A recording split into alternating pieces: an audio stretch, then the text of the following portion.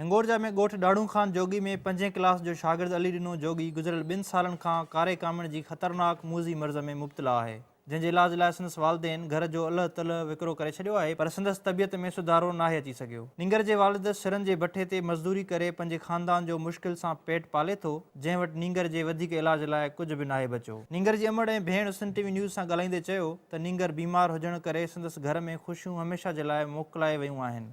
जाॾे काॾे इलाज करायो पोइ बि बीमारी नथी छुटे, जहिड़ो मत पोइ जहिड़ो ख़तमु थी वियो आहे। हिन लाइ हुकूमत खे मां चवां थो त मूं ग़रीब जी मदद करे। ॾाढा परेशान, सोन विकिरे छॾो, समय माल सभु इहो ॾाज तो बि ठीकु नथो थिए। 2 साल थी विया आहे। इहो निबा शाह खैरपुर सखर यारकाणो ॾाढो इलाज कराए तो बि नथी बीमारी छॾे।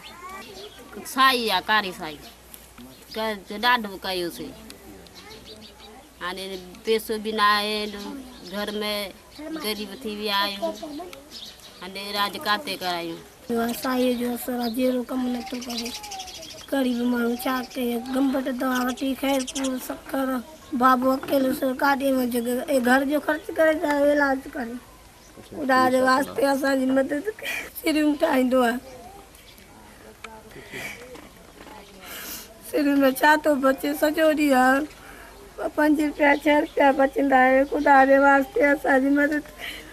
हिनखे डॉक्टर ॿुधाइनि त हाणे 2 महीना थी विया आहिनि, डॉक्टर ने लाइलाज करे घर मोकिले छॾियो। चवंदा आहिनि जो जहिड़ो पवंदो, जहिड़ो हाणे ॿाहिरि मुल्क जे लाइ ॿुधाइनि था त ॿाहिरि मुल्क 50 लख खां मथे ख़र्च थी वेंदो। इन्हनि वटि खाइण लाइ पैसो कोन्हे, 50 लख काॾो हाणे हिन नंढड़े नौजवान जी ज़िंदगी बचाईंदा। हिन ॻोठ में जेको छोकिरो आहे अलीअनो, तव्हांखे ॿुधाईंदा न, हिन जो जेको वाल साहब आहे इंतिहाई ग़रीब माण्हू आहे। उहो अक्सर इन जो जेको पेशो आहे, हिन ॻोठ जे ओवरऑल माण्हुनि जो पेशो आहे, उहो पिनर मंगणु आहे।